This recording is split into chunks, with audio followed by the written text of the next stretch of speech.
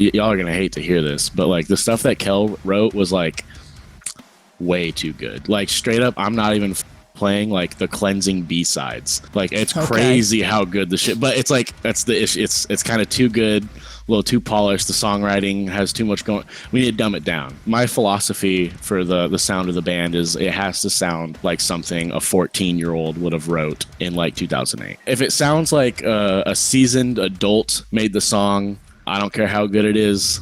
That's not Gorilla Glass. Real quick before we start, I just wanted to mention that we do these podcast recordings live on stream. We typically do these every single Wednesday at 7 p.m. EST.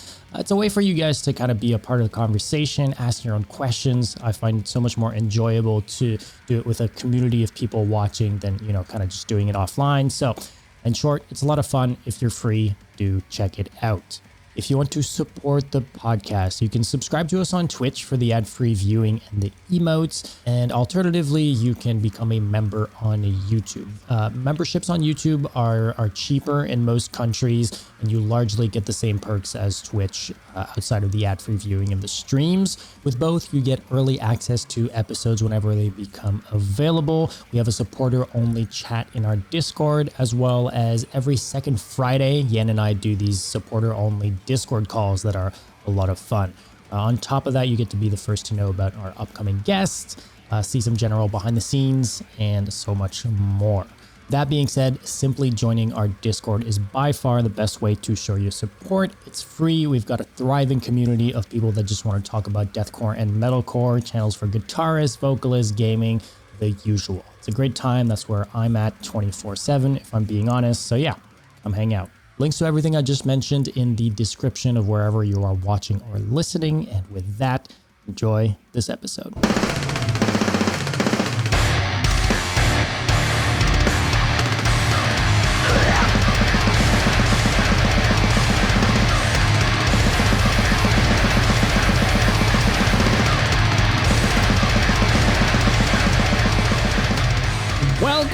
Welcome to episode 34 of the Brutality Podcast. My name is Dom, and I'm joined as always by my co-host Yan. And today we have our first recurring guest this week. It's a little bit of a you know, we never had him solo, but we needed to have him solo. So Jason, he plays in Corpse Pile and Girl of Glass. We're super excited to have you on. Welcome to the show. How you doing, man? I'm chilling. I'm feeling a little embarrassed because I wore this today, but it's a dope ass shirt, man. It's cool. We're gonna make it through it. I mean, it's cool.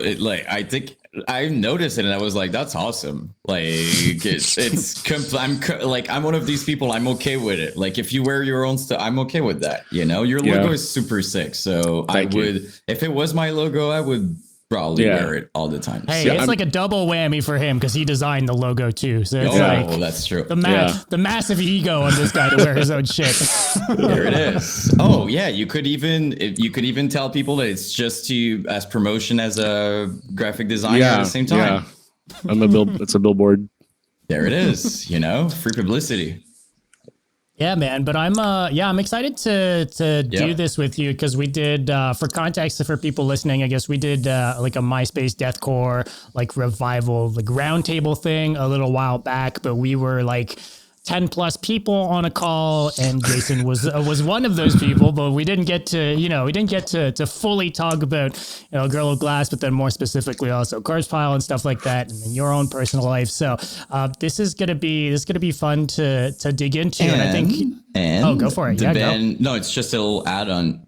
Plus, I feel like Girl of Glass picked up some traction since last time, so that's interesting too. A lot of stuff has happened since then, I guess, right? So it's like because I think when we did it, it was like around the time of you guys putting out the 4-song, the 4-track, right? Like I think it came out like a week before or after, something like that. It was like right in the wake of all that. So how's it been for you with Girl of Glass in general since we last spoke? I mean, I don't know. It's definitely like picking up more and more. We're doing that tour with Tracheotomy, which is going to be crazy, especially when I think by the time we get to the first date of that tour, we'll have played like barely 10 shows. you know. So I was just it was kind of crazy. Like I was thinking about that the other day because we just did a 3-day run with this metalcore band from DFW, which is Dallas, Fort Worth, Denton. It's like a tri-city area up in Texas. They're called Misanthrope. They're really sick if you're into like the old school like metalcore stuff. But anyways, like yeah, we did that like 3-day little run, and like while we were on it, I was like, wait, we've like played like I could count the amount of shows we played on one hand. Like this is kind of crazy. That tour was more than doubling the amount of shows that you guys did. Yeah, literally with a 3-day run. Yeah. But so yeah, I mean it definitely. I feel like there's some movement and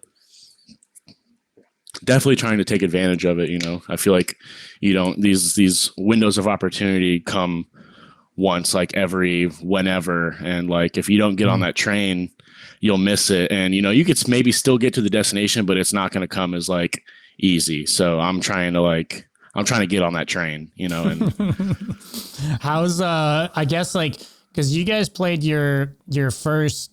I just remember seeing the videos from the first show you guys did. You know, we posted a snippet of that on Instagram today, and I was like, dude, that like to me personally, like that's one of those videos that I'm sure, and I've heard other people say this, but those are like one of those, I think, instant classics. Yeah. You know, it's like a video that I think like it's weird because it's like a nostalgic genre that's today, but I think in another 10, 15 years, that's the type of video that we'll be talking about. Like, oh, remember that Girl of Glass first show vid? Because like everyone's fucking spin kicking the shit out of everyone. And like, it's just going off so fucking crazy. There's like something about how it's filmed too, with like the fisheye, like just how it's moving around and stuff that just makes it something special. But then I was looking at footage from this weekend, from the 3-day run you just mentioned, and there were way more people, it seemed like, and people were going, if not as crazy, more. Yeah. So how was that run for you guys?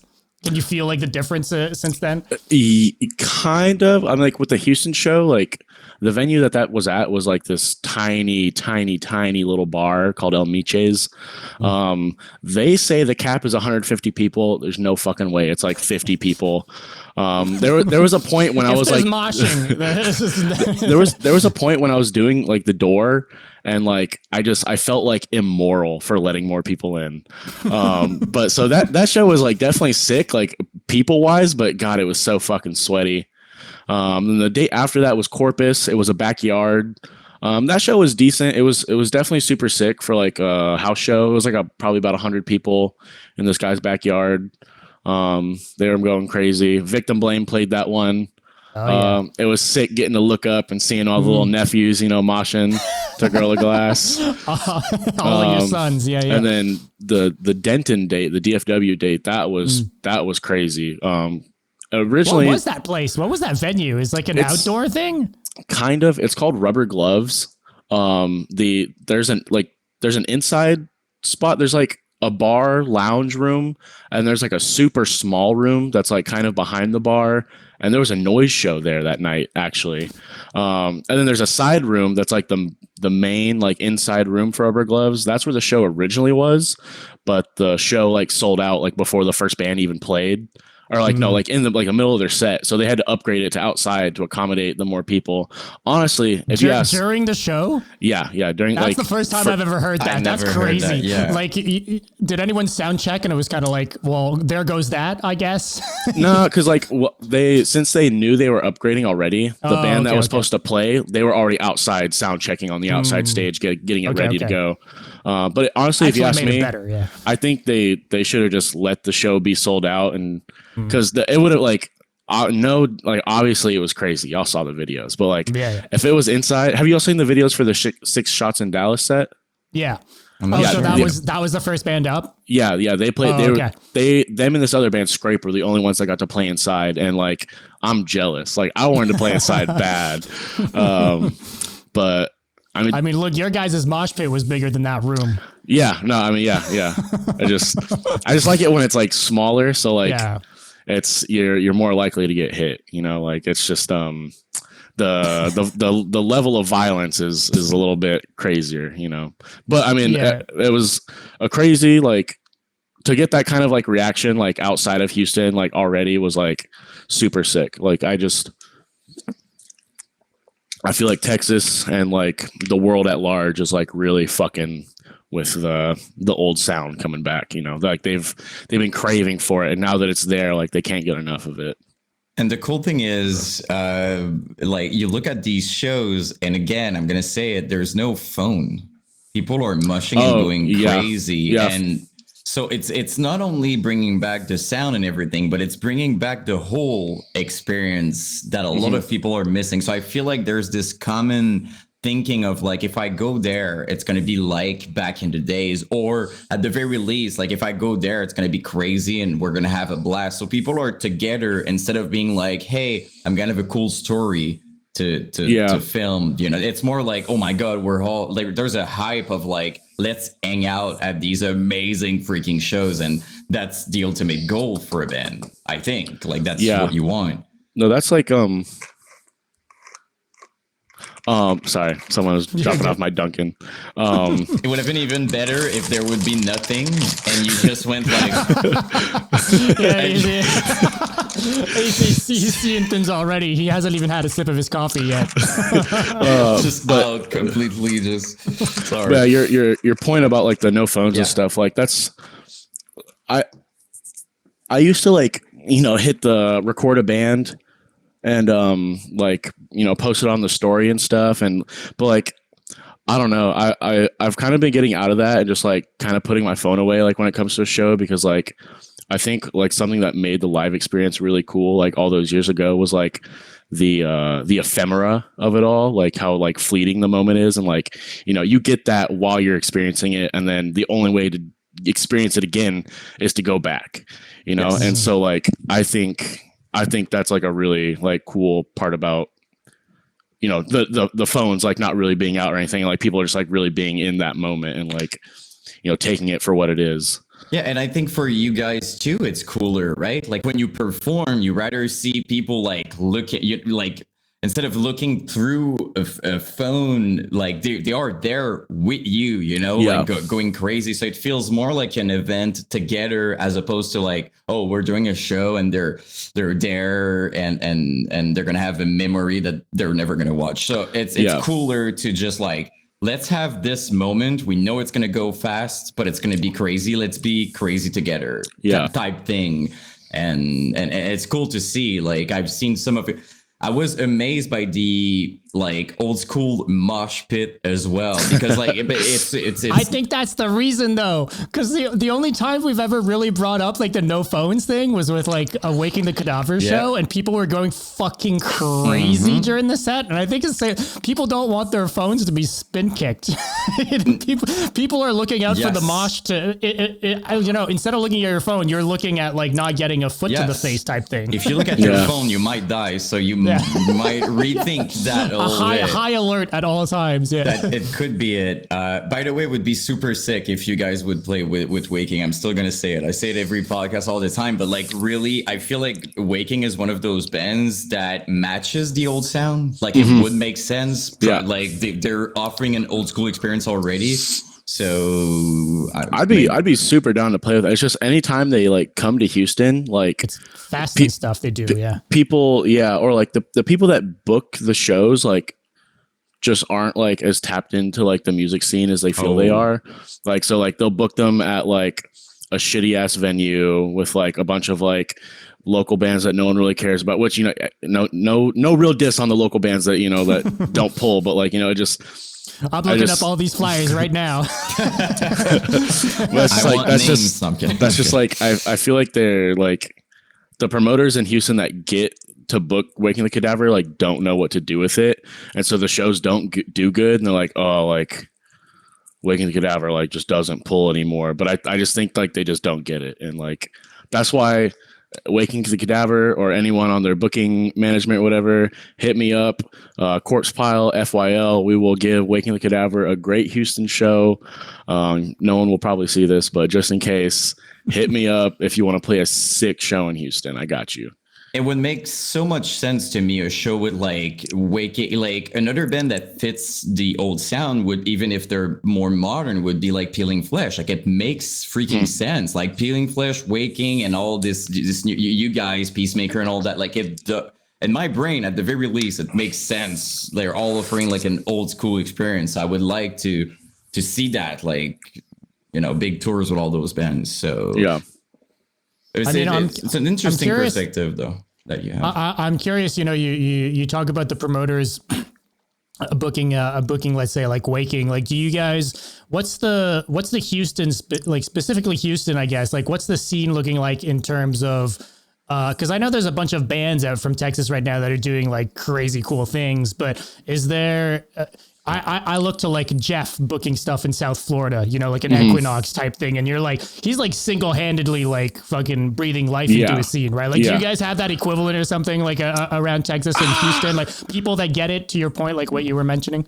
I think so. I don't think there's anything like quite as like crazy like what Jeff does with Equinox, because like I just saw him post that he like booked like 70 something shows like this last year or something like that. Like it's insane. Yeah. That's like more than level. I don't understand when that guy sleeps, to be honest. It's like more than a week, but like when it comes to like people like tapped in and get it, like, I mean, like the main in Houston specifically, like the main like name that comes to mind is this Demand a Future. It's this guy named Derek Rathburn. I can't remember his name. If he sees this, he'd give me shit about it. But like, he focuses way more on like hardcore and like punk. So like he would never. Also, he's like told me to my face, and again, this is not this. It's all good and love. But he's like told me to my face. He was like, "Dude, I would never book Gorilla Glass." But more spin kicks at your shows than some of these hardcore bands, I'm sure, man. But I don't like him. There's this other dude, Josh, Demand a Future. Like those are definitely like the two like big names when it comes to like hardcore in Houston. And then when it comes to like, so then do you have like just bands booking their own shows? Is that what it kind of comes down to? Because that sort of scene, that like slam and like the revival stuff and like seems to be bubbling up a lot in Texas in general, as much as Florida, you know, so there's got to be some sort of community going it's on. Like it's a little like around, because like when it comes to like death metal or like deathcore or like slam hard, like I do all that shit, and I think my events do like pretty good normally. There's like other people that book, like this dude Tony, he does Creative World. There's this other like booking thing called For the People, Temp Tats Magazine. Like there's a lot, but like all those like those other names that like aren't Derek or Josh, like their events, like they do more and they book a lot of the same bands, so like their shows like aren't quite as like notable as the other ones, because all the other people are like, they're a little bit more like picky about it. They throw like events, you know, and everyone fulfills their niche. Like, oh, you know, all those people need a space, but I don't know. When it comes to like the slam stuff, there's also NBO, which is the guys in this band called Necrodualistic Anomaly. They've been pushing really hard to do like to build up like a slam scene again. They do these things called Necro Anom Invitationals, and they'll just like get some like slam bands, old or new, and like just throw them on a show and just like, you know, promote it really hard. But like, I don't know, it's popular, but it's like there's not a lot of it locally. Sure. So it's like you kind of got to look towards touring at that point. Like you have to look outside of local for it to kind of make sense. Yeah, because of how small like that scene is here, like while it is technically very popular, I just feel like people don't come out to like slam shit unless it's like a bigger show like Peeling Flesh or something, which it sucks and it's dumb and they shouldn't do that. But also on missing out. On the other hand, like, you know, there is also not like a super ton of like slam and slam adjacent bands around, so like the scene it needs a little bit more growing, but like I'm out here trying to do it. NBO's out here trying to do it, you know. So like, we'll see. But gotta start somewhere, I guess. Yeah. I'd love to talk to you specifically about Girl of Glass a little bit. Tell me, because you were talking earlier about kind of capitalizing on kind of a moment, right? Mm-hmm. Was that like a thought you had before doing the band, or is that something that kind of coincided and you're like, oh shit, all right, let's take this more seriously? Or like how'd the band start, like meeting the members? I'm kind of curious the origin story, I guess, of Girl of Glass. Definitely coincided. Cause like I would feel like when it comes to like revival, like deathcore, this is like the second wave, and I feel like the first wave was like 2019, 18, whatever. Like with Paper, are y'all familiar with Paper Wing Records? Yeah. So like a lot of stuff they were doing, or like bands like the Queen Guillotine, They're Winter's not around Remorse, anymore, right? Paper Wing Records. Yeah, are they still doing stuff? Nah, they that's what they I went thought. defunct a while ago. It got too much for him to handle. But so like I feel like that was like the first wave, and for whatever reason, like it just didn't pop. Oh, well, here's the reason. Psycho Frame didn't exist yet. Ah, okay. There we go. There it is. Duh, Psycho Frame didn't exist yet. So yeah, I feel like Psycho Frame happened, and there wasn't a lot of movement. And like I've been around forever. You know, I'm not like trend hopping. You know, like, I'm OG. But yeah, in other terms, we're old. Our backs all hurt. It's chill. I had actually been trying to do Gorilla Glass like before, and I'm not trying to be like, oh, I did it first or anything, but like around the time like Hunter was like doing Psycho Frame was like kind of around the same time that me and Landry started like getting like demoing stuff for Gorilla Glass and shit like that. So it was funny because he was sending me like Psycho Frame shit like before anything was out. I don't even think they had the name yet. And he was like, MySpace deathcore thing I'm doing. And I was like, oh shit, MySpace deathcore thing I'm doing. But they obviously, cool. They got out the gate like way faster. And again, I said this on the last stream, but, you know, I don't think they're quite MySpace deathcore, but it's a very appropriate, like modern incantation of like what, yeah, like, you know, that's very clean, but they're awesome band. But, is my phone ringing? What the hell? It's my sister. She'll have to get that later. But yeah, I've been wanting to do it for a while, like on and off for a few years. And I guess around the time I got the itch was around the time that just the universe decided this shit was going to be cool again. So, you know, just the stars aligned and now we're here. So how do you, who like the people that are in the band, like are those people you knew, are those all people you knew prior? So Landry, I knew prior because he's in Corpse Pile. Alex, I know, who's the drummer, Alex Meehan, he's the drummer. I know through Landry. Alex actually filled in on drums for Corpse Pile for our first like little Texas run, however long ago that was. Kellen, he's a newer addition. And I'll get to that. I know him from this band called From Joy. Are y'all familiar with him? Yeah. Okay, cool. Yeah, he plays in From Joy and he joined Gorilla Glass. I didn't know that. That's actually sick. Killjoy's fucking awesome. So like such a weird, eclectic. I don't know. It's cool what they're doing. And Nick, he's the guy with the big plugs. I knew about him, but I famously with the disfiguring the goddess shirt. And the but I wasn't like really like close with him or anything. Like I just knew him like around from like shows and shit. But when Landry and I were recruiting the lineup, I was like, yo, we got to get Nick, like the guy with the plugs. Yes. Like that's like, honestly, that was like maybe a little bit more than 50% of the reason why, like we asked him. I've told him this too, but it was like, he just, you know, it does matter. He fits the gig, man, for sure.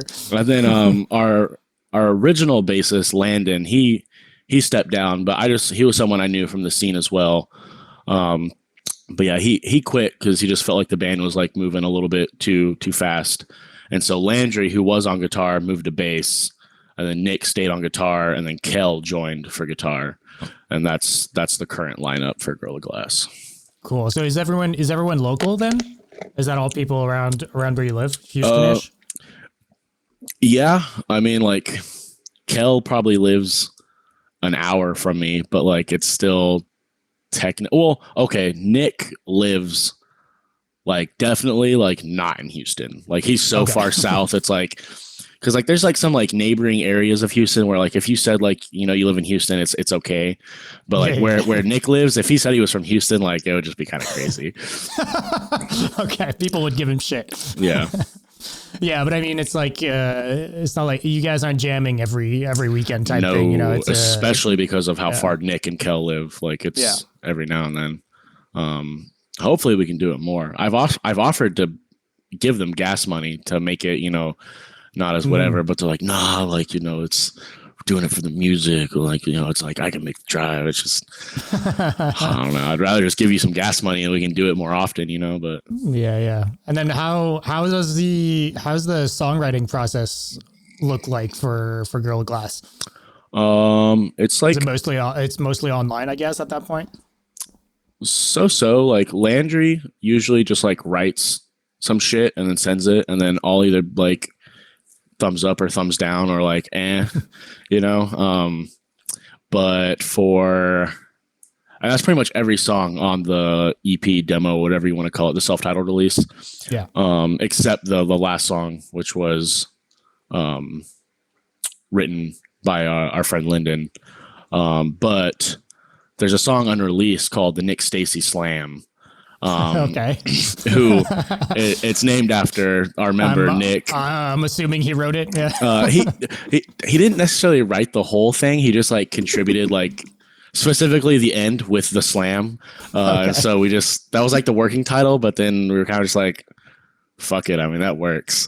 So I love it, man. And but some of the newer stuff that we've been kind of working on, like we got together and kind of like jammed some shit out, and like Landry has some demos and Kells wrote some stuff, which by the way, the stuff that y'all are going to hate to hear this, but like the stuff that Kel wrote was like way too good. Like straight up, I'm not even fucking playing, like the cleansing B-sides. Like it's crazy how good the shit, but it's like, that's the issue. It's kind of too good, a little too polished. The songwriting has too much going. We need to dumb it down. Wow. Yeah, a little bit more caveman. Yeah, I just but my philosophy for the sound of the band is it has to sound like something a 14-year-old would have wrote in like 2008. That's where it's if it doesn't hit, if it sounds like a seasoned adult made the song, I don't care how good it is. That's not Gorilla Glass. You don't want the like I'm serious about death metal vibe. Like you don't want the we're amazing at guitar kind of vibe. Yeah, I get it. Yeah. That kind of ties into I love this post that you put up on Twitter a couple of weeks back. Kind of stuck with me. You mentioned that back then, back in the days, deathcore was made by fans of other genres, and now deathcore is made by fans of deathcore, which is a lot of the reason why we're getting something entirely different. Can you speak to that a little bit? Because I think that kind of plays into what you're going for with Gorilla Glass, right? Yeah. I mean, I honestly, I can't even remember if I straight up may have got that realization. It might have been from a Finn McKenty video. It might have been. I can't remember if I put the pieces together myself or if he opened my eyes to it. But I mean, yeah, just back then, everyone like if you watch like a video of a deathcore band like live or like see their promos, like they're all wearing like Neurosis shirts or like Cannibal Corpse or like Hatebreed, like Throwdown. So it's like it's very obvious like what they were into and like where their influences were coming from, and just like. If you look at deathcore bands now, like they're wearing, I don't know, Lorna Shore, Beyond Deviation. I'm so out of the loop with that genre. Like, I mean, that side of the genre, Shadow Intent, yeah. Stuff, and it's Slaughter to Prevail, all that stuff. Yeah, I just think like it was like a feedback loop, and it just kind of like sullied the genre in ways. And I've kind of learned to like live with it a bit more these days, and I think what We Are the End calls it is pretty good post deathcore. Sure. I think that's a great way to like call what deathcore is now, and like still like respect it in a way, because like obviously like Lorna Shore is like undoubtedly talented and shit, like I'm not gonna, you can't take that from them. They're doing something right. Yeah. It's like, but we can't be the ones that are wrong here. Yeah, I really like that term post deathcore, because I feel like it separates, it allows the space for the two without having to be like, oh fuck that's not deathcore, and like I feel like it makes the playing field a little more chill. But yeah, I don't know. I just deathcore, back to the original point. Deathcore, it was all about death metal, grind, hardcore, moshing crazy, basketball shorts, flippy hair, and just honestly, like when Scene Kids got into deathcore, I do think that's kind of unfortunately, where it kind of started to sour, because those were the deathcore fans that went on to make deathcore, and thus where the evolution happened. Are y'all familiar with pretty quick? To be fair. No, it's. I remember I said something in that post about like it blew up too fast, and like just there was no. You just weren't able to like gatekeep it because it just like the floodgates busted open, and like there was nothing anyone could do to like stop it from progressing the way. But do y'all remember? People were there for whatever it was, right? So the scene kids came in, and people wanted more deathcore, whatever it sounded like, right? Yeah, and like they would just take certain aspects of it and just like focus it, like the breakdowns. Like the breakdown shit got like way too crazy. Like when around the time we hit 2012, like it was just ridiculous. Like, people were writing songs like just to get in breakdown comps and shit like that. Like, and like, don't get me wrong. Like I was a big fan of those breakdown comps, and there's some great because they were focusing in on those breakdowns, but I feel like a lot of the substance got lost, a lot of the riffage, the two steps were the two steps in deathcore anymore, and then like down tempo deathcore happened. Like they just kept pushing it. And again, don't get me wrong. I like that first Black Tongue album, Demolisher, like all that shit. But it just kept getting like pushed and pushed. And I don't know. I don't think it worked out very good for the genre in the end.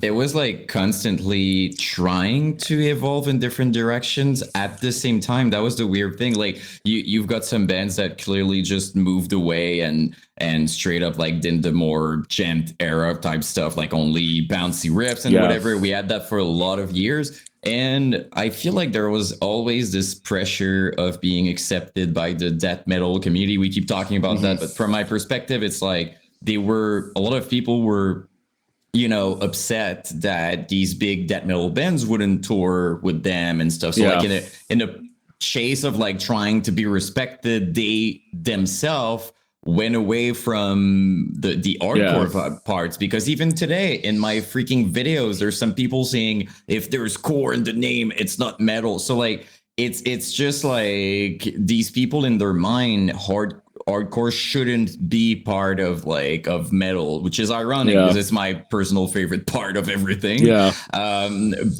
it's one of those things. So I feel like lots of bands were trying to do a living out of it. So like it does kind of make sense that a lot of them were like, dude, like we gotta. Well, it goes back to Jason's point though, that people, you take Job for a Cowboy, for example, like we're talking about bands that like we're clearly wearing like death metal and or like hardcore band shirts, not deathcore merch, right? So and then you look at a band like Job and you look at them move towards death metal, and you're like, well, yeah, that's what they actually listen to.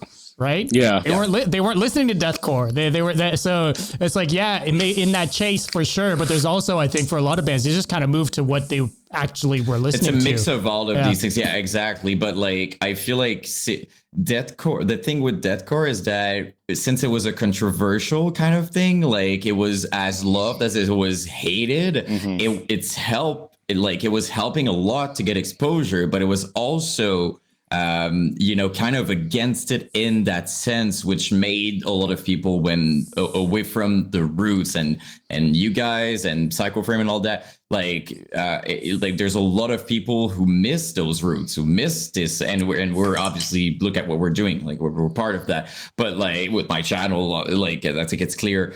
But we kind of lost the roots of it, and it became more of it sounds death metal and there's breakdowns in it, is my perspective. But like where were the two steps? So it's so cool to see that.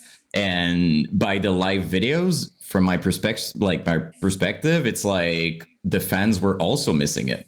It's not just the bands and all that. Like the people at shows were missing these parts. So it's great to see, Oh, it's resonating with younger people too, right? Which I think is, because it's not like I'm not the one going out to spin kick, So it's not just nostalgia bait for the old heads, It's most of the scene, if anything, is comprised of a lot of younger people. Is that something you see at shows? Because you see it more firsthand than we do, probably. Like, yes. It's mostly youth, right? Yeah, and I think that's kind of what gives this like wave like more validity, is that like like you said, it's not like just nostalgia bait for like 30-something-year-olds. Like if the kids are fucking with it, then like it's here. Yes. And the kids are definitely like everyone that like comes to Gorilla Glass shows, like they gotta be under 20. Like it's little ass kid. We print youth large shirts and like and they sell, like people buy them and shit. Like that's awesome. I haven't heard that in so fucking long, dude. Wasn't expecting that. Rest in peace, all of my fucking youth large shirts, man. But so yeah, I mean, it's definitely like the kids are coming to the shows and they're making the band. I mean, look at like Reverent and Disfigured. Like they're all like 19 and younger. Even Manticore at one point, like a Tracheotomy. I think even still, like their vocalist is like 20, baby barely. So like, yeah, I think that's another like big part of it, and it's like cool to see that like what we're getting now is like kind of like a reflection of what we had back then.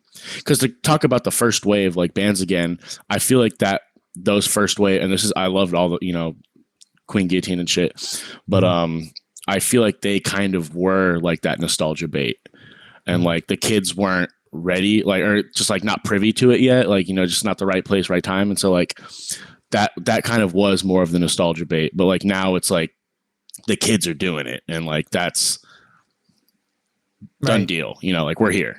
And even what I love seeing is those kids, even in the videos, a lot of them film in like a square format. I don't know what to call it, but like they film like really they're doing all the VHS and the old format, and like all this retro stuff. I like it sometimes not even accurate to what it was, right? Like the VHS wasn't really that much of a thing. It's like that came earlier, so there's like it's funny how because now it's kind of more of an interpretation of what MySpace was and what that time was.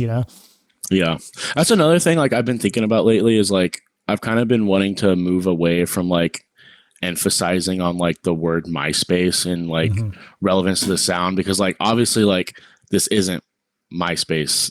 Like that was when MySpace was around, so like I've been kind of like honing in a little bit more on like original or like Instagram. Instagram deathcore. I think it's worse though. I think it's worse personally. I feel like not focusing so much on the word MySpace gives it a little bit like of room to be more relevance maybe for the future. Like it can hold up a little bit more, but also like kind of be its own thing. Yeah. While like being a huge homage to like shit back then, like it'll if we don't focus on that word MySpace, then I feel like we'll be able to do a lot more like with this revival. Yeah, and so it's going to pigeonhole it less if we kind of ditch the term. Yeah. I feel like the thing is we use MySpace deathcore mostly because everybody understands when you say it. It's just because it's the term that everybody's like, oh, that's MySpace deathcore. Yeah. But like, does it make sense? Not that much, because like we're not all on MySpace. Like nobody's on MySpace. Like it's gone. So like I do understand that it's like it's kind. Sometimes I call it like old school. You can say like old school rap. I very often say old school deathcore is my. That's what we said before this new wave. Now we're calling it MySpace deathcore, but for a long time people would just call it old school deathcore. That was like a term. Yeah, I've kind of flipped. I was definitely calling it MySpace, and now I'm calling it old school. But I feel like a lot of the kids are calling it MySpace, so like I mean, it's in their hands, whatever. Them, it's cool, you know what I mean? Like now, those kids, like they have like Nintendo 64, but they weren't even around while it was there. You know what I mean? Like with the turbo controllers. But it's just like I feel like for them, all this culture, like it's the lore of it. So when they say MySpace, they're like, oh my god! Like I've seen these comments, like I wish I would have been there, stuff like that. I'm like, wow. Okay, so the craziest crossovers I've been seeing in the past couple weeks is like people are kind of like recreating MySpace style like clip art, like the banners and like how the artwork is, but with like current things. So whether it be like the super weeb stuff, so like with VTubers and like My Little Pony and like all these things that are like current. I mean, My Little Pony was before then, but My Little Pony was never a MySpace thing, right? It was never part of that aesthetic. So it's just funny because now there's like all this stuff that's being made that's influenced from back then, but with current day stuff as well. So it's kind of, I don't know. It's wild for me to see. It's like, I don't know, kind of bringing it back, but in a new way, which I guess all these bands doing it, that's kind of what it is as well. But I don't know. It's all fascinating to me, man. We say this every time, but dude, you would have told me in 2013 that we'd be talking about fucking MySpace deathcore in 2024, let alone have a fucking podcast about it, talking to people who make that style of music. I would have fucking laughed out loud, dude. Yeah. And young people doing it, I would have said like it's impossible. Like I would have said like it's gone. Like it's literally impossible. But when you think about it, though, even us, like as a former scene kid and whatever, like deathcore kid, like we always take like things from the past, like skinny jeans. Nobody invented that. We took that from like old school rockers and people. Like you always take stuff and you add your own. And I feel like these younger people doing deathcore, that's kind of what they do. Like they take stuff from MySpace, they add on to it, and they like bring it back. Because let's be honest, there's at least now a quality standard in terms of sound, which we didn't have at all. Like we were talking about that earlier. Back then, somebody could record with a phone, so it was or with the phone from back then, which is not the same as today. But. Indestructible though, like immoral kind of phone, but it's they're aware of it and they're like adding their touch, which is making it relevant now. So it's I wasn't like that, dude. Like when I heard Psychoframe, I was like, what is going on? Like that in blew my my brain, fucking mind was, the first time I heard it. Yeah, I was just like, what the fuck? No, but I was like, that's what the second, in my mind, I was like, that's the second wave. That's the true second wave of deathcore I was personally waiting for. With all due respect to the biggest bands in the scene, I was like, that's deathcore. Yeah. That's what we wanted. And ever since, me and him, we can't shut up about it. So they're on top of the world, dude. That's fucking crazy, man. There's trajectories, but tracheotomies. I mean, like they're surprising me every time because they're, I think, doing a lot of. They're the only other real band that's like doing it. In that kind of space right now, but they're doing like really fucking cool touring as well. Yeah. I know, like, Psychoframe's a little bit more limited, and there's like, other bands involved, and Hunter's got his own stuff. It's more complicated on that front. But Tracheotomy's kind of doing the thing right now too, so it's cool to working hard. Yeah, I'm really fucking hyped on the lineup for that for the tour you guys are doing with them, man. I'm super bummed that we're not doing the same dates as Thus Spoke though. Yeah, literally flipping off, right? Yeah, I think they might hop on one of the shows during our run, like our side of it. If that happens, that's gonna be fucking awesome. Yeah. But you guys have a show like the day. What, like a day before the tour starts or something like that with a bunch of other really sick bands too. It's the fucking Peacemaker tour, right? Yeah, so with you, Deathcore like lives. Yeah. But it's like it's the Peacemaker, Victim Blamed, Reverend. There's like the three bands on that tour are on it on that date. Katie went missing. Destroy All Humans, dude. You guys, like, that's a stacked as fuck lineup, dude. People are gonna be moshing the whole time, dude. Like, and that venue is pretty small too. Not as small as the other place we played, but like definitely like one of those places where you get like 100, 200 people in there. It's like it's tight. Yeah. So I'm super stoked for that show. I hope it does well. But it should. Like these kids, they're fiending for it. I'd be surprised if people weren't showing up for that sort of thing. I think, if we're talking about it, right, and we don't live there, so I think there's something about it. I mean, and we were talking about that before the podcast, like the pre-show, but. We're talking about the fact that all these bands like Reverend and Restricted and all that really feels like it's a community, like helping each other. And like, there's a big, like, do you feel like that? Like as a band, as an artist, that like, it's like you're all in it together, or as a OG, you feel a little disconnected? I'm curious to know. Yes to both. Like, obviously, like, when it comes to like the bands and the music, like I definitely think, there's that community and stuff, but also I'm like obviously almost like 30 years old and like they're all kids.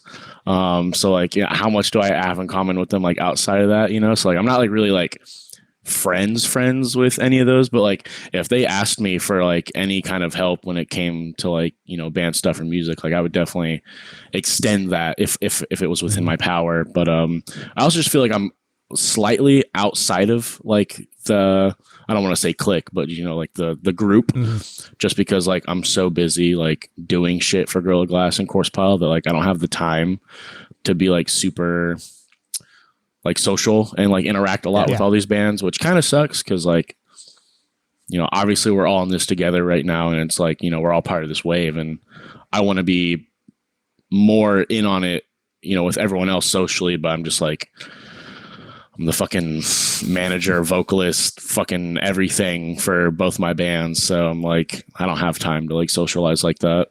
Dude, I think fair enough. I mean, like both bands are doing well. I mean, Corpse, we could talk about Corpse, but like I want to get into Corpse. Yeah, 100%. You guys got a crazy ass fucking tour coming up. Yeah, the fucking Peeling Flesh, Snuffed on Sight tour. That whole lineup is insane. Flyers in human history.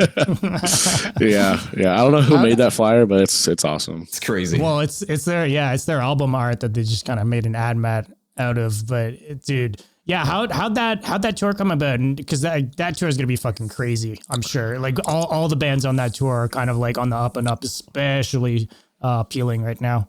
Yeah, honestly, it's been like 5 years in the making, in ways, because like forever ago, like when we first put our demo out, and like, you know, Peeling Flesh and Snuffed on Sight are like day one like band homies with Corpse Pile, and like our first like tour and like shows was supposed to be with Peeling Flesh and Snuffed on Sight in support for the split that that we did with Snuffed on Sight. Like it was supposed to be like a bunch of Texas dates we were supposed to do together. Our drummer ended up getting COVID and we couldn't play any of them, and we couldn't even play the Houston show. But I think this is like the perfect redemption for what wasn't back then. But yeah, we've talked to Peeling Flesh like a few times about trying to like set up some tour stuff, but obviously like with their trajectory, like just shit kept getting moved around, and so like it never got to happen. But then they did this, you know, they had their fucking album release, whatever this thing is, and picking the bands and stuff, and they're doing the headlines, so because they've been doing a lot of like crazy cool tours, but there's support on it, so it's not like they have a say on what other bands are on the bills and stuff. I bet you feel more like, because you just said, right, that you're a bit older than with Girls and Glass, a bit different. I bet it's a different experience when you're with some of these people who I think, you know, are more around your age. It must be a different experience in that way as well. It's right? Awesome. I love hanging out with all those guys. Especially like we haven't got to hang out with Peeling Flesh like super extensively. But with like Snuffed on Sight, like obviously we've been on tour with them before with Body Box. And they're like so awesome. I could hang out with all those people like all day, every day for like a decade straight. I probably. That's awesome. So that's going to be a cool tour for you. Yeah, it's going to be super fun. Super fun. That's hitting New England too, right? The Metal and Hardcore Fest? Yes. Yeah. That's fucking sick. Dude, and Banging in the Rock Fest, which isn't nearly as big as that, but that's a really cool fest in Little Rock, Arkansas. I'd be curious to know, in terms of mindset as an artist, like as a musician, when your mindset, because it's two different, they're both amazing, but like it's two different styles. So like, what's the biggest difference in terms of like maybe preparation or how you feel when you go on stage? Is it for you, it's just like natural, or do you have to prepare differently? Vocal styles are even different for both, which I find is fascinating, right? Because a lot of people that do more than one band, they just have their same vocal for everything. Yeah, right? Usually you recognize the same thing, but it's super different. Yeah, I don't know. I've been doing vocals since I was like 14. I'm going to be 29 this year. Fair enough. So I've had a lot of time to like test out like a bunch of different styles and stuff like that. And so I don't know. I definitely think of myself as like a multifaceted vocalist. Like I could do quite a few different styles. Now, when it comes to actually being able to like long-term do some of those styles, I don't know. But like, I definitely think it's helped out with like super distinguishing, like separating Gorilla Glass and Corpse Pile and like really making them sound different. Because like even like on Corpse Pile, I do like a few high screams, but like I do them in a completely different way than I do the high screams for Gorilla Glass. Yeah, I don't know.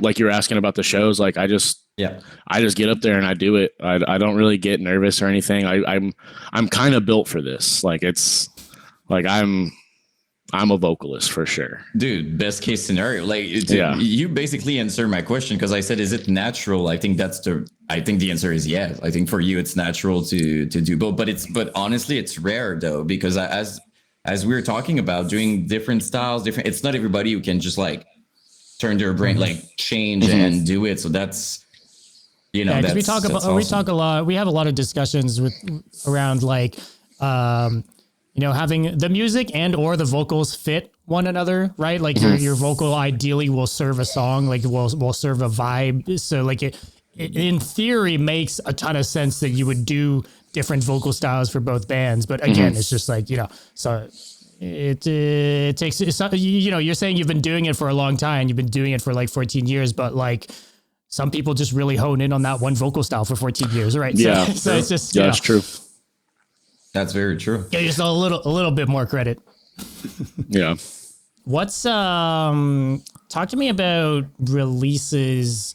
I think this touches on both bands, but I really enjoy, maybe I'm assuming this is kind of just the designer brain that kind of comes out, but the cassettes, kind of cassette only for Corpse Pile, the limited runs of CDs for Girl of Glass, the second pressing is like an alternate thing with the sticker on the outside. Yeah. Like talk to me a little bit about this, because obviously you've got a hand in a lot of the design work and some of this stuff.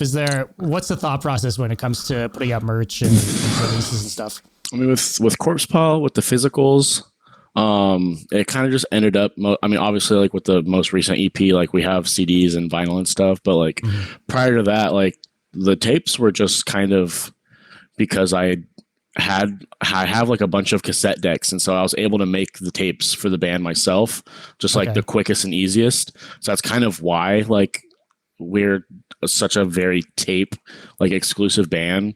It's just kind of like out of my material conditions. But also like, I mean, what's more fucking death metal than a cassette tape, you know? So like it definitely like it has like an aesthetic like purpose as well. But for Girl of Glass, like with the CDs and like the limited runs and stuff, I'm not like necessarily like trying to very purposely like create any kind of scarcity or anything. Like I just don't want to be sitting on a bunch of CDs. So like I'm not like like I'm sorry that I didn't make 1,000 CDs so like everyone and their mom and their dog could get one. Like I don't want to be sitting on a bunch. The distinction is 1,000 people would say they want to buy it, but the reality is different, right? Yeah. I mean, I will say I do feel like I'm quickly learning that with Girl of Glass specifically, that when our fans say they want something and they're going to buy it, they genuinely mean it. Like with to step aside a little bit, we put up that poll about the zip up hoodies. Yeah. And I put them up for sale, and the sales are definitely reflecting like the poll. That's not a super usual thing though. I'll be honest. Usually like to reflect, it's a good thing, but it's not everyone. Like usually it's yeah. I'm talking by experience. Sometimes people are like, oh, I'm going to do this. And then you're like, oh, that's awesome. It's not even close to what people said. So that's cool that you have such a good ratio, but I wouldn't, I'm pretty sure it's not like a I don't know, like it's a rare thing probably. Definitely. I mean, cause I've done other stuff in the past and like, you know, oh yeah, I'll buy that, and then you spend a bunch of money to get it made, and then no one actually buys it. But and they say like I'm buying it for sure, like, you know, they're super definite, like they're for sure. And you're like, they're asking you where they can put in a deposit. You're like, nah, it's chill. You're like, you'll get me when it's done, and then you never hear from them again. Yep. Yeah, so you know, I feel like I'm mildly traumatized from stuff like that. So you know, I try to play it safe with both the bands, but I feel like with Girl of Glass, like I said, I'm realizing that, you know, they say they want it and they mean it. And because like apparently, so with that second run of CDs with like, you know, no logo on the eye, but the logo is like a sticker on the case. It's like some real crazy shit. That's something that Matt from Don't Stress Flower Press came up with. And I just wanted to do like a small run of them because it was more so just I needed CDs for that 3 days. And apparently people like messaging them like mad and they're like, it's unfair that you would do a tour exclusive, blah, blah, blah, blah, blah. And I was like, I didn't think like, I didn't think it was be that big of a deal. But so we're talking about doing a third press of CDs. That's going to be like bigger, like 300. So hopefully that'll be enough to fucking get everyone to calm down. That one it'll be a little bit more standard. It won't be as crazy as like the second one with like the sticker and stuff like that. There's something to the limited stuff being, you know, being exclusive and having those extra things. And it makes it that like, you know, people who bought it the first time around, like collectors will buy it the second time around as well. Right. So you're not like, that's true. So that's kind of also a factor. Like when it comes to the tapes I make for Corpse Pile or like the stuff for Girl of Glass, like I am a media collector. I'm very low key about it. You know, I don't have like an Instagram page like showing all my stuff, but like I am, you know, one of those like metal and core collector group, like troll, bridge troll, no life in the basement kind of people, like when it comes to like collecting. So I definitely like to make everything collectible, you know, like a good item for the collection. Even if it is like more standard, like with this third press for the CD, like we're changing like the inside color and like the disc is going to be like screen printed. So like it's still like a cool thing and like a collectible, even though it is like a way bigger quantity. There's so much value in that though, because I mean some people will say, you know, especially with the limited stuff, like, you know, I can agree that like sometimes it's like, oh come on, like, you know, like it's sometimes it gets to a point where it's like if you're not there the minute it goes out, it's also down, that sort of stuff. That to me, I'm kind of like everyone's losing in this scenario, right? Yeah, like, definitely. Nobody's winning here, but I do think that like for a long time, and maybe this is like pre-COVID and things have changed, but for a long time, bands have struggled with trying to find a way for people to buy their shit.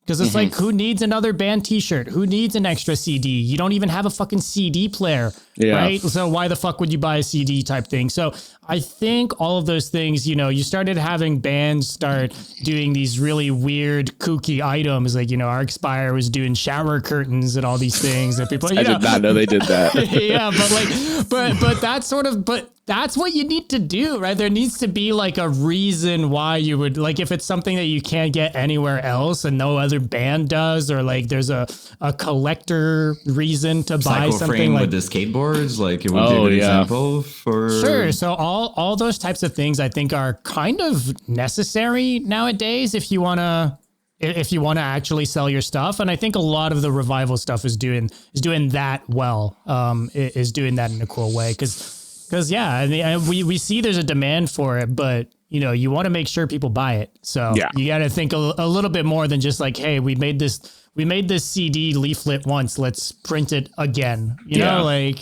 I don't know. I find all that stuff kind of cool, but not everyone has the foresight and or the, you know, the ideas to do stuff like that. So it's, and also the balance, cool. Like you said, right? Because I'm sure some people did very limited stuff and then it's instantly sold out. They're like, oh my God, we could have sold like 3 times the amount of what. So there's kind of a balance type thing also, you know, like if it's all gone in 1 second, there's also the question like, oh God, like that's like we really should have, but personally, I think like as a consumer, I think it's cool when you know that it's not a lot of people can have it. There's always something cool about that though. Yeah. Like knowing that it's like, it's one like tour shirts. Like I have like some shirts that it was, you had to be there at the show to get it. Like there's something cool about that as well. So I can see why people are waiting for it, as opposed to just like another shirt that in 20 years can buy the same one,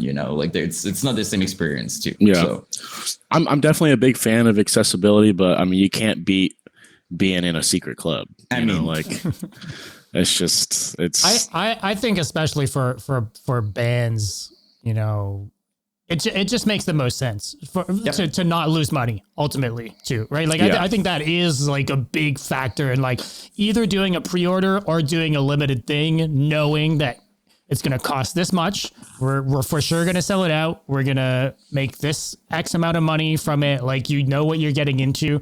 The fans get what they want. Like, I think there's just like, like you said, like not everyone wants to sit on 1,000 CDs in their 2-bedroom apartment, been there for what it's worth. Yeah, there it is. But yeah, no, it's cool. It's cool to see also, we're talking about CDs, like talking about things that we wouldn't expect.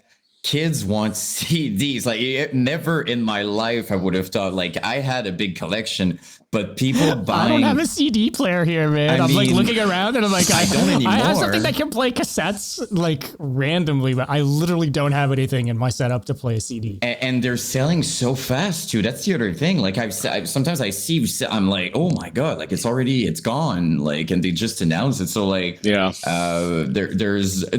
another thing I personally wasn't expecting at all. And I think the reason, and I'm curious to know if you guys think that too, but I think the reason is with everything being so online and like you never have anything in your hand, like there's this, I feel like kids now are like, they want physical copies of stuff because they're like, I want things instead of just like buying something in the cloud or something that I'm never going to get. I feel like people in general are becoming a little bit more socially aware to like how impermanent like streaming services are, and how like you don't like, even if like on YouTube, like if I buy a movie, like if they want to take that movie down, then I lose it. Like I don't even have the option to download it and like truly own it. So like I feel like a lot of people, like this isn't the reason why kids are buying CDs like exclusively, but I think like, it's like in the cultural like zeitgeist of like, damn, like streaming is kind of fucking us. We don't actually own anything.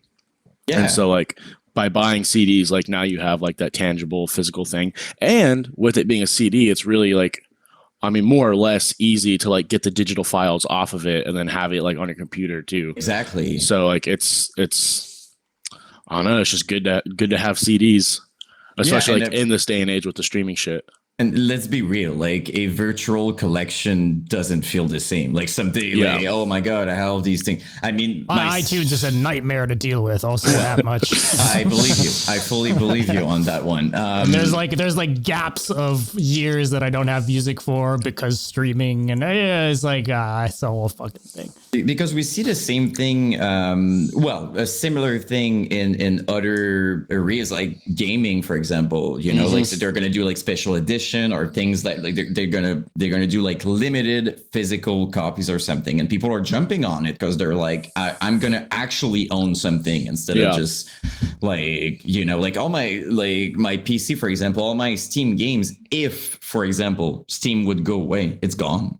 I just gone. Like I have no way of just like, I mean, it's just, I don't think it's going to happen, but I mean, like it's still cool to know that what you have is yours. So it's definitely a part of what we're seeing with the music, it's basically doing a big comeback, physical stuff, shows, all that's, it's all part of the same thing. And it's cool to see. So time truly is a circle. Yep. Exactly. I understand more my parents now, what they were saying back then. It's really like crazy to see like the parallels of like, the deathcore and just like music in general now to like, say 2008, 2000, like the American economy is like the fucking dog shit. Like we're like in a fucking recession or whatever right now. And that's the same shit that was going on when deathcore was really big back then. So it's like there's some social, there has to be some kind of socio-political like tie to like deathcore, like the government being really shitty and everyone being poor to like deathcore being good. So if yeah, but it's the kids that are every- doing it. So it's just like teenagers being angsty about that situation, right? Yeah. So if deathcore is doing well, everything's going to shit. Basically, is what it is. Yeah. It's not a good sign. That's what it seems like. But it would make sense though, because like deathcore is an outlet for a lot of people. Like, I mean, for most of people, hey, deathcore, there was a lot of anti-government deathcore especially when it started. For what it's worth, the Molotov Solutions and the like. It was all kind of anti-establishment. Like the Misericordium stuff, Alicia, like a lot of like very left-leaning, like anti-government like music was coming out around that time. Yeah, and it makes sense. It does. And I mean, if we're talking about hardcore, right? Like, I mean, like hardcore is a big part of deathcore and the roots and stuff. And hardcore, it's always about like, like fighting the message and stuff like that. So it does make sense that the music industry reflects kind of what's happening in life in general. It does make sense. I never thought of it that way, but does make sense. Hey, I mean, anger makes for some great release in music. That's for sure. Well, it's pretty rare. A good old breakup or a good old government's being bad situation is always always makes for some good music. There's in one way or not many deathcore songs about being happy, and it would be pretty weird. Maybe there is. Just never saw it's just written with the thesaurus in mind, with a lot of cryptic ways of saying they're happy without really saying it. Yeah, would be very abstract, probably. I'll write a happy song for y'all. Oh, there we go. Okay, you heard it here first. I'll be waiting. Yep, with a happy call out, like just scream like "We're so happy," and like you throw like a breakdown or something. Well, I mean, there was Partycore with Attila, who's closer maybe to Celebrate. I mean, they're not deathcore per se, but still, we're kind of just like, hey, let's have a good. They made a freaking song about pizza, so like, still, it's kind of positive. Yeah. Mm-hmm. Trying to look like I'm trying to think. That's the only example I have in mind. Just a quick break to mention the Thrill of the Hunt Tour 2024, presented by yours truly, Brutality Podcast. Super excited to be sponsoring this tour and to be helping out with some of the promo. Peacemaker, Victim Blamed, and Reverent are the three bands that are going out on tour together. All three of these are doing a MySpace-inspired deathcore sound and doing it in a really, really cool way. I've been seeing a lot of the local support bands for a lot of these cities being other bands in the genre, these newer bands that are popping up that are doing it in a cool way as well. So it's running from July 12th to the 27th. It's hitting Florida, Louisiana, Texas, Arkansas, Tennessee, Georgia. So if you guys are in any of those states, I would urge you guys to check out the dates to see if one of the cities is near you, if any of these shows are coming close to where you live. Go out to the shows. I will leave a link in the description for more information, and I've got some music on there from every single one of the bands. So urge you guys to check that out. These shows are going to be a good ass time. And yeah, that's kind of it. Back to the show. Let's switch gears and maybe have one thing that we could dive into that I think would be interesting to do. We kind of talked about this off stream a little bit, Jason and I, but I would love to get a little bit into the website you created and like t-shirts around Gender Is My Enemy. And if we could maybe talk about what that means for you. And I'd love to also maybe get into that whole context within the confines of the metal scene, maybe deathcore specifically, deathcore and slam and stuff like that. Mm-hmm. But I'd love to talk to you about that. How did that website come about and t-shirt, and what's it all about? So the website came after the t-shirt, because the t-shirt was something I just like thought of one day and I made for myself on customink.com.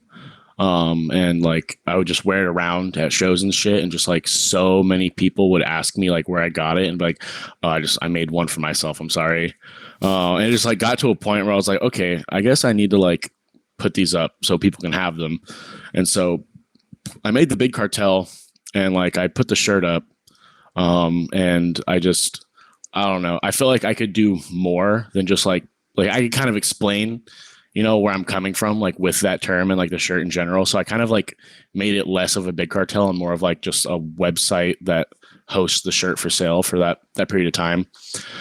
But it's just where'd the t-shirt idea kind of come in, and like what's your meaning of it, I guess? Oh gosh.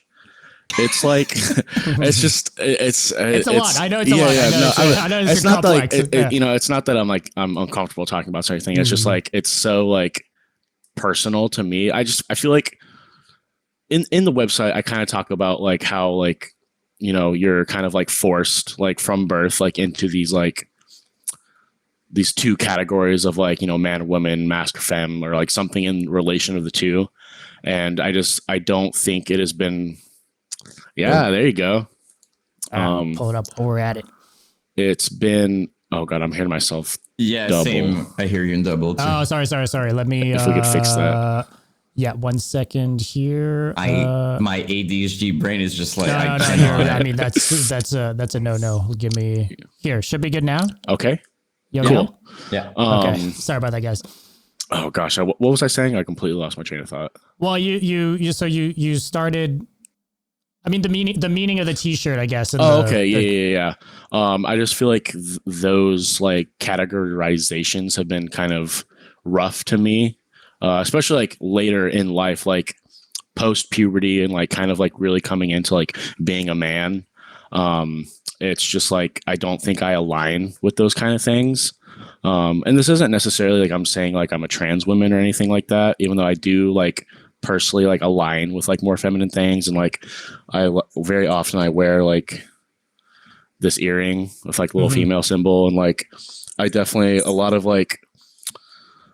TERFs would hate for me to hear me say this, but like I definitely like identify more like as like I'm not saying I'm a lesbian, but like that's just like when I look at like lesbian love and like relationships and like the culture like around like lesbianism, like I definitely kind of feel like more drawn to like that area, and like I kind of think of myself as a lesbian in ways, but I'm not saying I'm a lesbian, but yeah, I just on the website, it's like back 2014, 15, 16, like I was just becoming like more aware to like how gender like affects I think personal.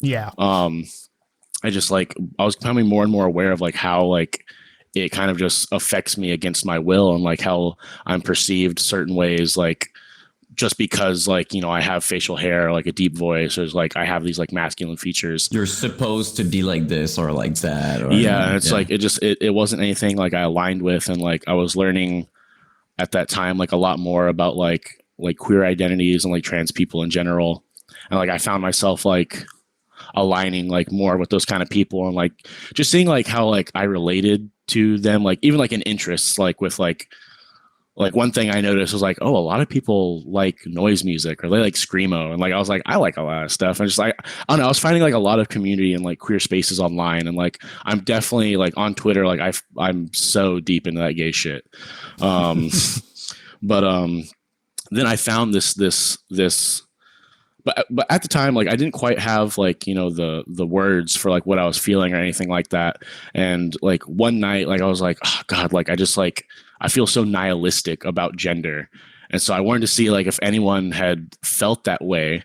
And so I Google like gender nihilist or nihilism, something like that, and lo and behold, this like fucking essay comes up by this girl named Alison Escalante or something like that, where she talks about something called gender nihilism. And just immediately, like I had something that like kind of explained how I felt, and it was like very easy to attach myself to. Like obviously, like not as I don't call myself like a gender nihilist or like my gender is nihilism or anything like that. Like, but like in her like essay, like manifesto, she talks a lot about like how like gender like kind of affects you like against your will, and like how even like trans people like that do operate more like in the binary like still like suffer, and like in queer spaces, like there's this boom of like just making up genders, which it is what it is, like all genders made up, but like in the queer spaces, like there's all these like proliferations of gender, but like every time we do that, it kind of oppresses us more because we're making more of these like boxes to put ourselves in. It's kind of hard for me to like explain. If you read it, it kind of makes more sense. It's a little wordy, but it like talks about that. And then it talks also about a concept called gender abolition, which is basically just getting rid of gender. Like, I mean, it's in the name, right? Like fully not having it be a thing. Type like it doesn't. Yeah, you're yourself, and that's it. Yeah, like we don't do anything that like genders anything. But you gotta, if you see a little sidestep, if you ever see someone talking about gender abolition, you gotta be a little like about it, because a lot of like TERFs, specifically in the UK, have like co-opted the term gender abolition to basically mean like queer abolition. Because like they see like just saying it just doesn't exist. Yeah, like right. Yeah, they're like it's like no, like you're just man or woman. There's no like gender. Like you're man or woman. That's just what you are. So you got to be careful when you see someone calling themselves like a gender abolitionist. But there's plenty of other like queer literature that talks about gender abolition and stuff like that. But so like that's just like it resonated with me a lot, and I like that concept because I feel like if all of us grew up like without like gender, like essentially like all of us would be queer. Like we would all like like there's nothing keeping us from like wanting to express ourselves like how we would. Like if there was no patriarchy, no white supremacy, like none of these like gender roles or like ideas about how like you should look or like shouldn't dress, like everyone would grow up looking more like a trans person than like anything, and they wouldn't feel like. And I don't want to cut you off, by the way. Like no, you're good. You're good. Super important, but it's just the way I see it. Also, is like I call it these unwritten rules written by people that don't have more of a clue. It's just like rules, like okay, you're a man, so you're supposed to do. There's none of that really in existence. It's like made up rules of like, oh, I'm supposed to do that because I'm a man. And for the longest time, dude, like I've been raised by my mom mostly, and I think it's very fair to say that like I relate a lot. Like I'm an emotional person. There's a lot of different stuff. I had lots of like friends, I don't call them not girlfriends and really, but and the problem with all these unwritten rules is that very often you feel like you're doing something wrong, probably, or you're not supposed like so you feel out of place when you're just a human being yourself or just existing. Exactly. So that's the problem I have personally with all of this. And also these people are very vocal about it. People can be very mean about these things, like when you're a man and you're not in their world manly, dude, like that. I see that even in my comments or message. I'm like, dude, there's a rise of that stuff right now. Yes. I think I don't know if you feel it that way too, Jason, but for me in the spaces that I operate, there's been this kind of like mask off thing going on with a lot of people that probably their views aren't different now, but they speak it type thing, and being very vocal about it online. Super mean and proud of it, like very assertive. Pendulum's going the other way 1,000%. So these things, to me, it's terrifying because you never know how like deep. Like maybe you just wrote a few comments about it or whatever, but like there's nothing. Feeling out of place or you don't belong or whatever is probably the worst freaking feeling ever. Like I don't wish that on anyone. So we should normalize just be you. Like just be whatever. Like there's no rules about it. Be yourself, and even clothing, whatever, like everything. But as you said, I'm very surprised that people are more vocal in a mean way. I thought it would be the opposite over time. I thought people would be more and more. In my mind, in my naive brain, I was like, over time, people are going to be super open-minded. It's going to be gone.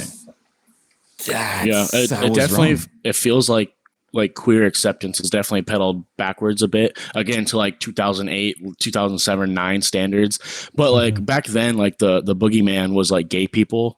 But now it's trans people. Right. And a lot of, but it's the same. Yeah. And a lot of those like white gay guys that, like finally like got like a taste of like freedom in America, like are like some of like the most transphobic people on the internet. It's like, they're saying like, there's the whole like LGB like campaign, like drop the T or whatever.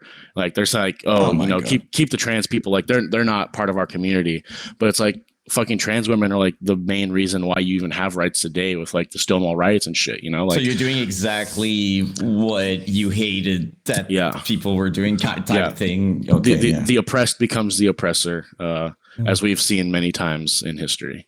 It wouldn't be so simple. Just like, if it's not your life, let people be. Like, that's how I live my life. Like, it's your life. Do whatever. Even you don't have to understand. Like, just, you know, just let people be. It would be so freaking simple. I guess it's not. How does that relate maybe into, let's say, the metal scene at large, but maybe more specifically kind of like our kind of niches? Like how does that kind of play into all of this for you? It's mildly hard for me to say because like obviously like within my friend group and like the scene that I'm like very like in, like no one has a problem with it. You know, I get compliments on the shirt. People want the shirt. They rock with the web. There was actually not super long after like put that website up and like Corpse Pile started playing shows because I print out these things. One's like a drug like addiction like harm reduction like resource like QR code, and the other one is like a link to like my website and shit. And there was this one kid that like came up to me. He was like, "Hey," I'm getting a little emotional. You're good. He like came up to me and was like, "Hey, I really appreciate your website. Like, I was going through the resources on there, and like, you know, I found a way to start taking testosterone." And that like blew my mind.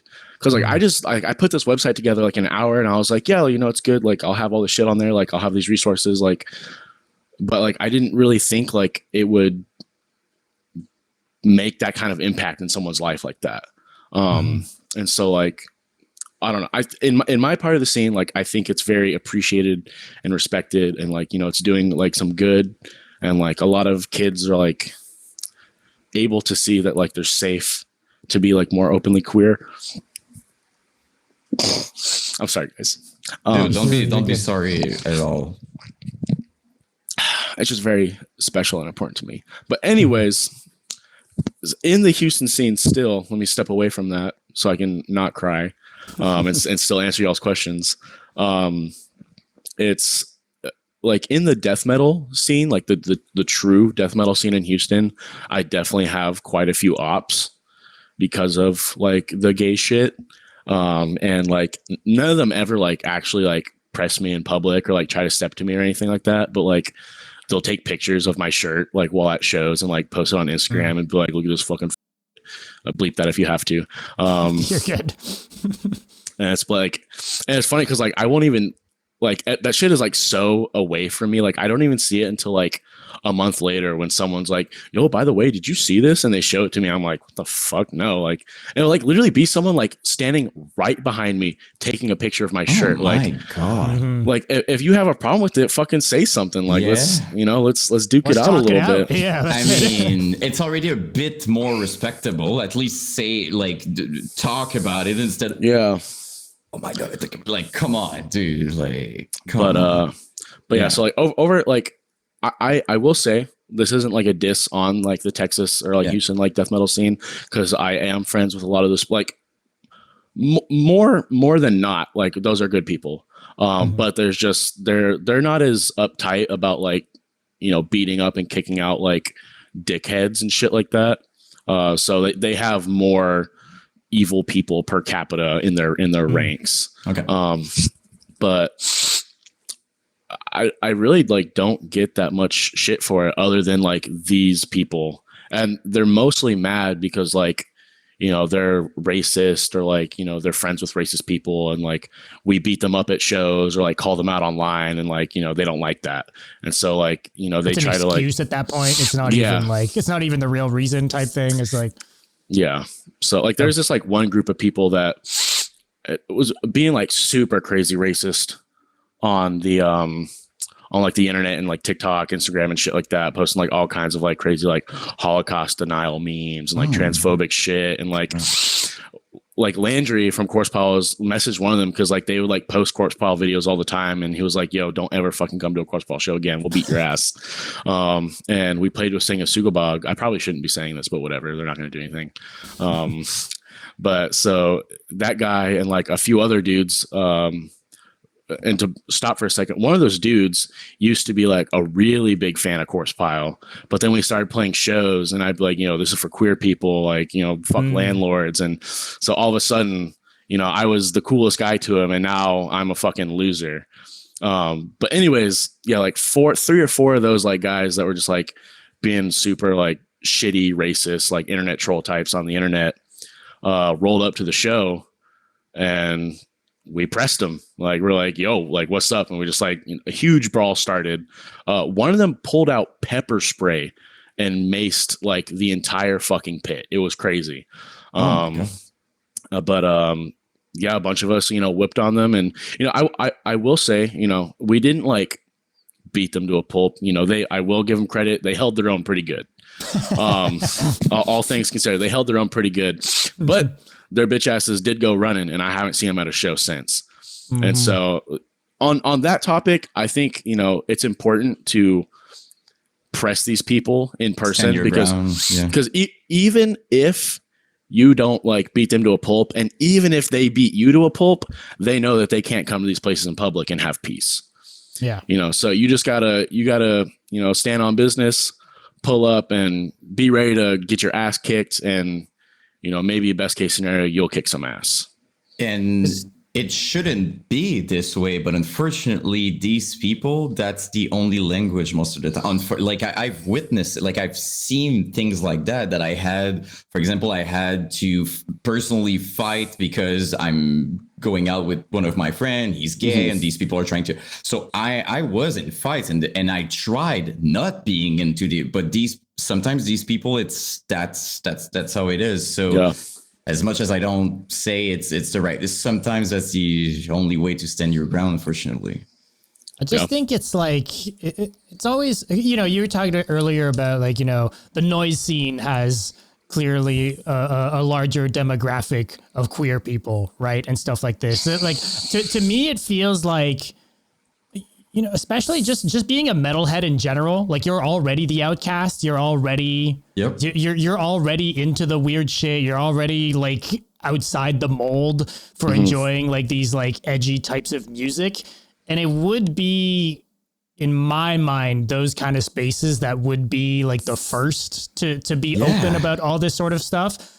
I think a lot of it kind of comes down to what you were talking about, gender, right? Like what it means to be a man, what it means to be like, like all these things. Like, I think a lot of the kind of old head, like older mentality on that sort of stuff, whether it be racist or transphobic or homophobe or whatever. I think a lot of that stuff is kind of just based on what people think a thing should be, right? And that's kind of what this whole thing we're talking about is kind of against ultimately, right? Like that sort of image or stereotypes or all this stuff has no place. Like there's no fucking reason for it. I think you bring a good point though, because like for most of us, when you first discover metal and all that, I could even say like alternative music in general, like even like new metal, all that. So like outside of popular culture, you feel like you found your people, right? Like you feel like you found your community, and you're like, okay, finally I'm going to be able to be myself. So it's very surprising that even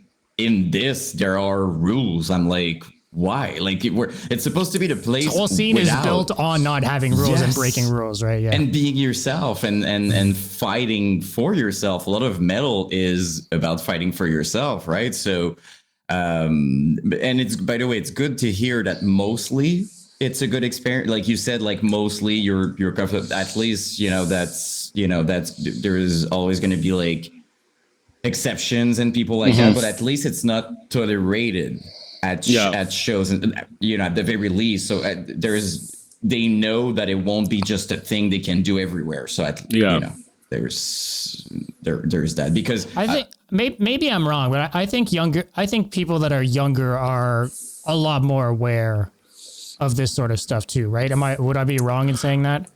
I feel like there's like kind of a weird thing going on, because I feel like Gen Z is very like open and like queer forward, but I feel like some of these like younger like Gen Alpha kids are like kind of going like those are the kids that are like growing up like chronically online, like zero like supervision on the internet, and like they're like watching like crazy, like especially like now, like I feel like the internet is like very like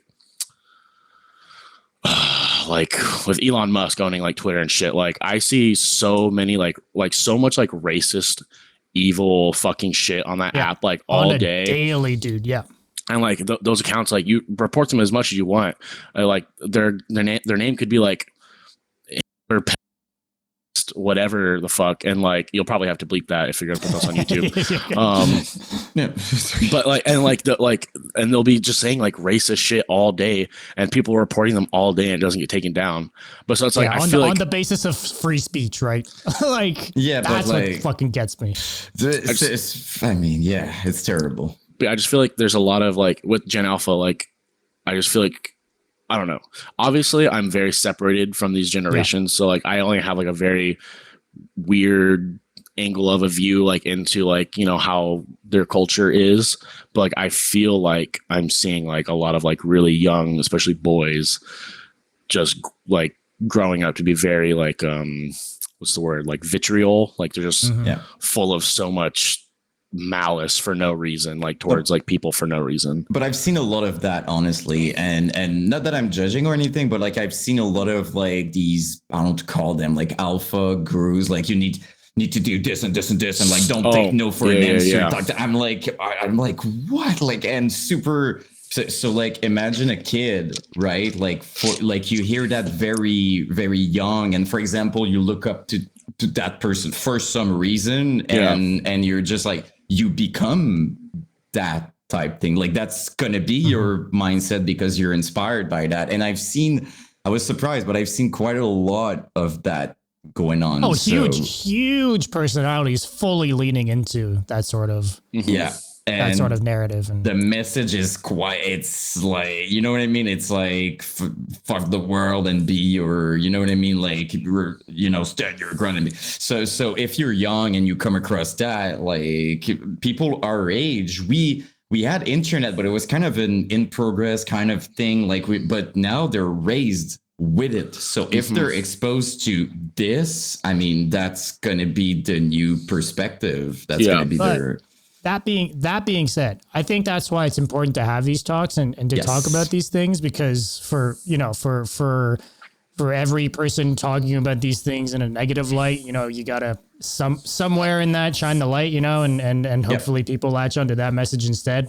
So I really do appreciate you, you know, talking about all this with us, because I, you know, I don't know, it's something that's not really talked about all that much. It's something that's clearly like so much of a problem, even, you know, specifically within the metal scene and stuff like that. So I don't know. I just thought when I was doing my research and I was looking into, you know, the genders, my enemy and IHateGender.com.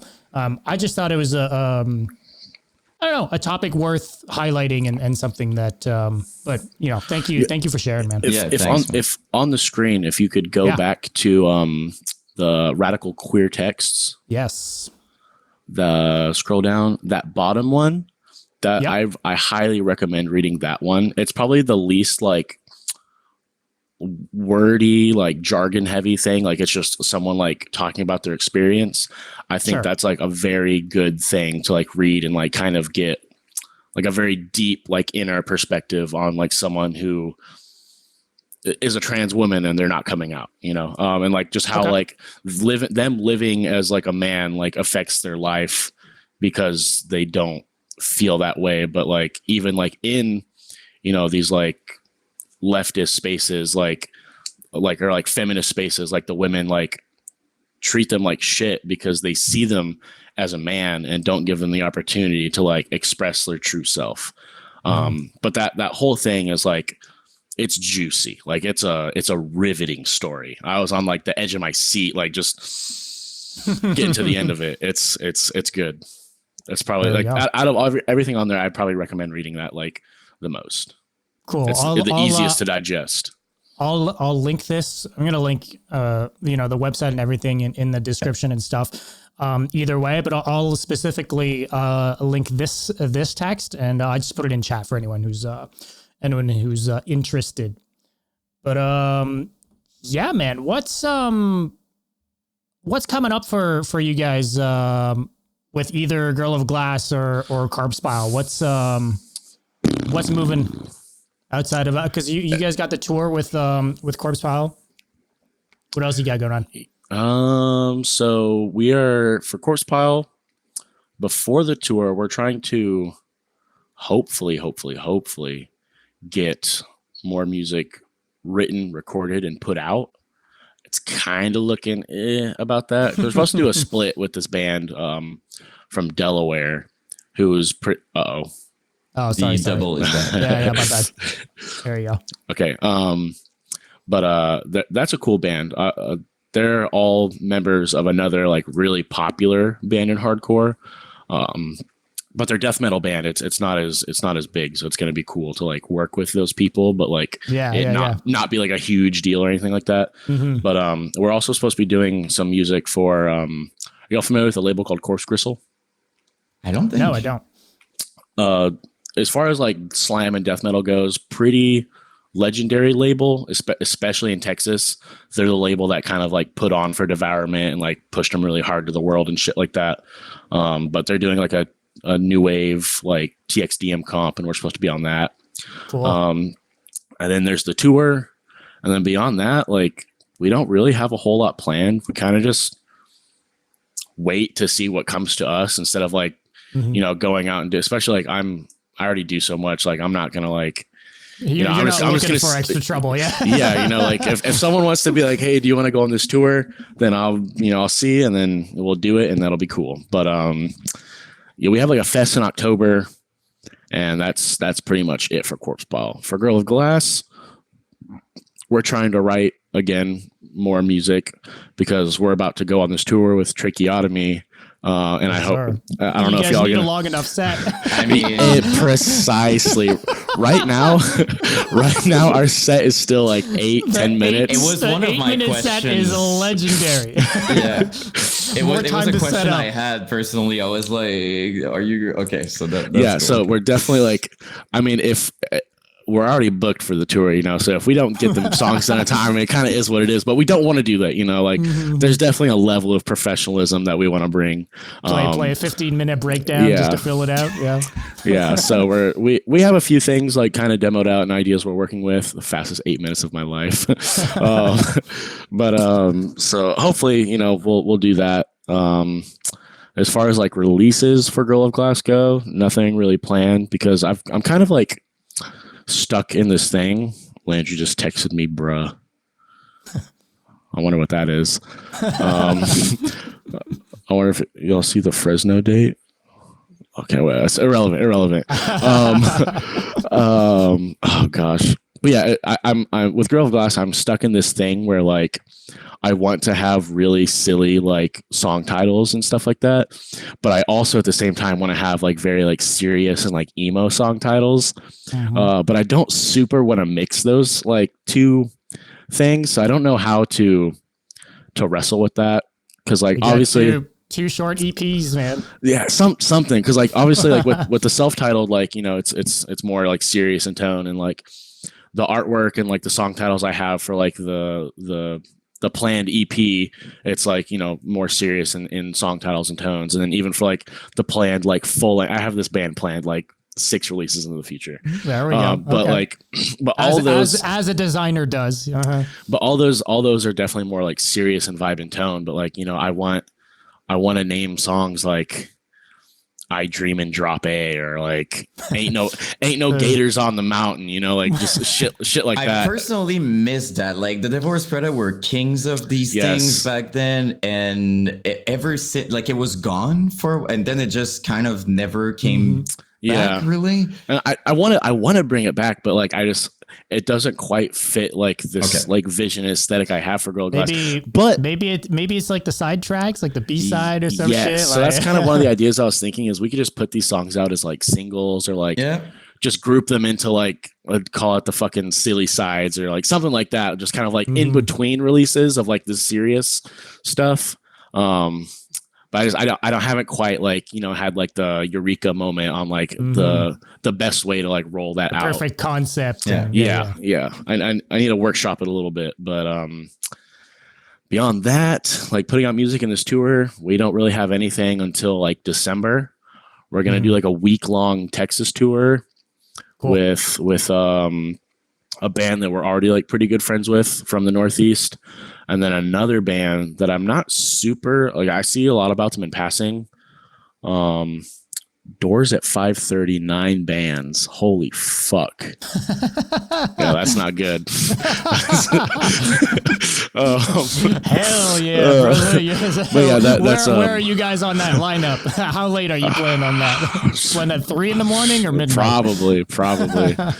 But yeah, I don't know. We don't have a whole lot planned for either bands other than just like, for the love of God, try to like write and release new music.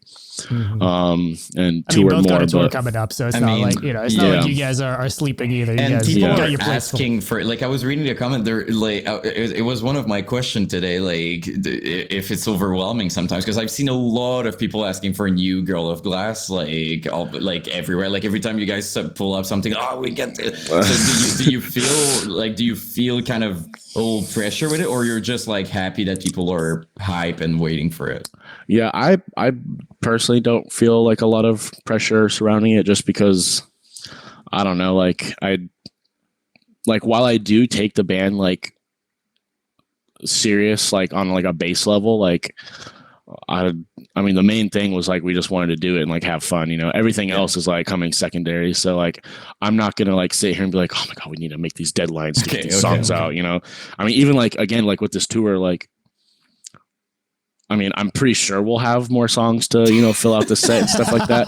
But like, if it doesn't happen, like, I mean, you know, like, look, okay, I feel like people are still going to be happy to see us, you know, like, for sure. Look, so here's the deal. If you guys can play a short enough set, so if you guys don't go over 10 minutes, maybe you can have the Spoke play on all of the dates. Yeah, right. All right. There it is. Yeah, I'm sure the booking agent wouldn't be too happy about us playing such a short set too, because they emailed us and they gave us an offer, and I was like, that's not enough money. Like we have to do, and it's not like it truly like it was kind of a crazy low amount. Like it definitely was like not enough, and I was like, we need we're this paying much you for 8 minutes, my man. But yeah, so I'll say like, you know, I got him to give us 100 more than what they offered. It's still like pretty like low, but it's fine. But like they're paying us more than what they offered, and then we're just gonna play like 10 minutes. You know, so he might be a little mad about it, but maybe he'll rock with the punk rock DIY aesthetic vibe of that. Well, the important part, I'm not saying the time isn't important, but the important part is that people have a good time during your set. Like, according to me, like, even if the band would play shorter, I know that it's a business, it's this and this, but I would still my memory would be like, they were awesome. Not like, oh my God, they should have played long. Personally, I'm also very into like 10, 15-minute sets because of like hardcore and shit like that. But also like, I feel like, you know, we play that short set and it leaves people like wanting more. Yeah. But, you know, so like I feel like it plays in our favor. I mean, you know, I will say like 8 minutes, you know, just like 4 songs, like that's pushing it to a level that's like maybe mildly inappropriate. But like, it's still like, it's like you go to the bathroom and you miss the whole set. It's like, hey, I need to take a beer, and people are like, you're gonna miss everything, dude. Yeah, like yeah, maybe long live the 15 minutes and under set. Yeah, no, but there's definitely people who like short set though. Like you just gotta write it in the contract, I guess. Yeah, set the expectation. Yeah, true. Yeah, we didn't sign any kind of contract. We just verbally agreed to it, and they put us on the flyer. So you know. I'll play a 1 minute set. You didn't buy me to nothing. So you're saying he didn't sign for the money either. That's what I'm hearing right there. True. Okay, hold on. That's all I'm saying. I don't want to give anybody any ideas, but you know. Could end badly too. Yeah. Just go on stage, play one breakdown, get out. That's it. Could be cool. Could be cool. All right, man. Well, thank you so much for doing this, man. This was really fun, man. I'm glad we were able to get you solo, you know, instead of doing the whole group thing. So I do appreciate you taking the time. This was cool, and I mean, we'll keep in touch either way, man. We'll have to do this one over. I'm down whenever. I'm down whenever. That was awesome. It's fun. I like talking about deathcore and death metal and whatever. Yeah, I just, you know, I feel like I don't get to do this very much, so like, you know, I'll take it, you know, anytime. And you're with people even older, so yeah, there we go. Yeah, I'm the young one tonight. There it is. You know, that's it. All right. Well, thank you so much, man. Thanks, man, we'll keep in touch, and have a great rest of your night, my man. Take care, man. See ya. See ya, man.